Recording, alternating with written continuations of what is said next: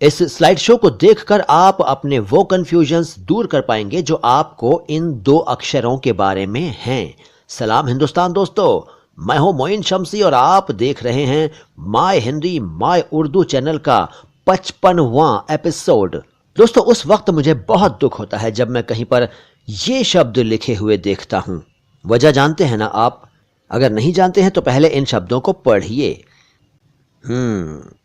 पढ़ते रहिए। पढ़ते रहिए, पढ़ते रहिए। पढ़ लिया? ओके, अब सुनिए मेरी बात। अगर आपको ये शब्द नॉर्मल लग रहे हैं तो यू आर रॉन्ग, क्योंकि ये सभी शब्द गलत हैं। जी हां, अभी जितने भी शब्द आपने देखे वो सब गलत हैं, यानी सब की स्पेलिंग्स यानी वर्तनी गलत है। देखिए, ये है ढाबा। जी हां, ढाबा।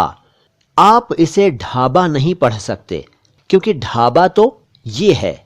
जी हां, ढाबा लिखने के लिए ढ के नीचे बिंदु यानी डॉट यानी नुक्ता नहीं लगाना है। लगा दिया तो वो ढाबा नहीं ढाबा हो जाएगा। अफसोस की बात है कि कुछ ढाबों पर आपको ये ढाबा शब्द लिखा हुआ मिलता है, होना चाहिए ढाबा।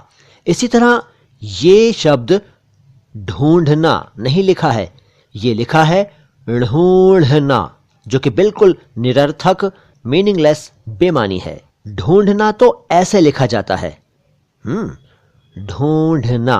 ऐसे ही ये शब्द ढक्कन नहीं है, ये तो ढक्कन है। ढक्कन मतलब ये भी मीनिंगलेस। ढक्कन तो ऐसे लिखा जाता है, देख लीजिए।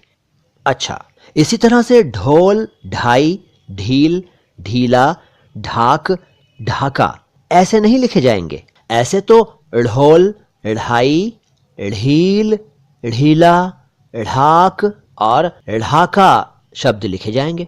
ढोल, ढाई, ढील, ढीला, ढाक और ढाका तो ये हैं, यानी विदाउट डॉट।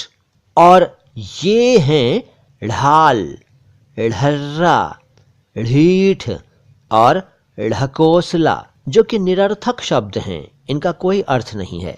सार्थक तो ये अब बने जब इनमें से बिंदु हटाया गया। ओके, ऐसे ही ढलान, ढलना, ढंग, ढोर, ढोला, ढेर, ढब्बूजी और ढकना लिखने का सही तरीका ये है, यानी बिना नुक्ते के। देख लीजिए।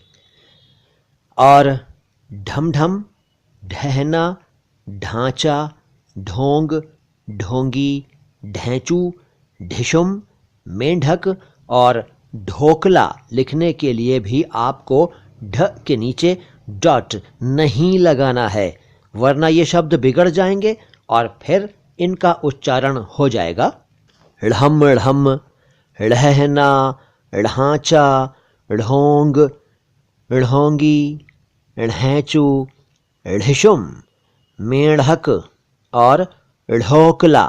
ऐसे और भी अनेक शब्द हैं। तो दोस्तों, अब आप समझ ही गए हैं कि अभी मैंने जो शब्द आपको बताए उनमें ये अक्षर है, यानी ढ।